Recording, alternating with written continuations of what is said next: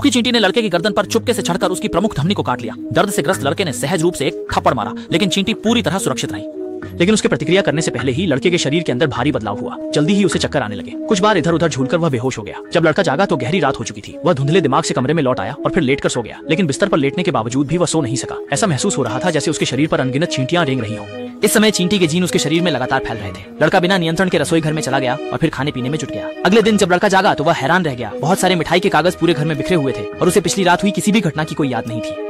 जब तक नाश्ता करने का समय आया, छोटू ने पाया कि उसके शरीर में कुछ असामान्य हो रहा है। दूध और जो हाथ में चिपका हुआ था वह किसी भी तरह हट नहीं रहा था। बेबस होकर उसे अपने पिता से मदद मांगनी पड़ी। लेकिन जब उसने दूध का गिलास उठाया और कुछ घूंट पीने की तैयारी की तो गिलास उसके हाथ में टूट गया। हैरान परेशान छोटा शख्स कुछ समझ नहीं पाया और फिर जल्दी जल्दी स्कूल के लिए निकला। पर दरवाजा खोलते समय उसने दरवाजे का हैंडल ही उखाड़ दिया, जिसे देखकर बगल में खड़े सहपाठी दंग रह गए। स्कूल खत्म होने के बाद आवी ने उसे ढूंढा और पूछा कि आखिर बात क्या है। जिसके बाद छोटे शॉय ने स्थिति का विवरण बताया। दोनों एक झटके में एवी के घर पहुंचे, फिर इंटरनेट पर चींटी की विभिन्न क्षमताओं की जांच की। इसके बाद उन्होंने परीक्षण करना शुरू किया और पाया कि छोटे शहजादे के पास न केवल शक्तिशाली काटने की क्षमता है, बल्कि चींटी जैसी अत्यधिक सूंघने की क्षमता भी है। परीक्षण पूरा होने के बाद आवेई बहुत उत्साहित था, इसलिए उसने अपने घर की पुरानी सिलाई मशीन से शाओ शुआई के लिए एक विशेष चींटियों की जंगल पोशाक तैयार की, जिससे वह न्याय के समर्थन में काम करने वाला सुपर हीरो बन सके। बुराई को दंडित करने के लिए दोनों एक भूमिगत पार्किंग में पहुंचे और बुरी ताकतों के प्रकट होने की प्रतीक्षा करने लगे। इसी वक्त एक डाकू बुजुर्ग का पर्स छीन रहा था, जिसे देखकर छोटे साहब को लगा कि मौका आ गया है, इसलिए बिना कुछ कहे वह उसका पीछा करने लगे। लेकिन डाकू ने देखा कि वह एक छोटा बच्चा है तो वह जरा भी नहीं घबराया, बल्कि उसे धीरे धीरे दीवार के कोने तक धकेल दिया।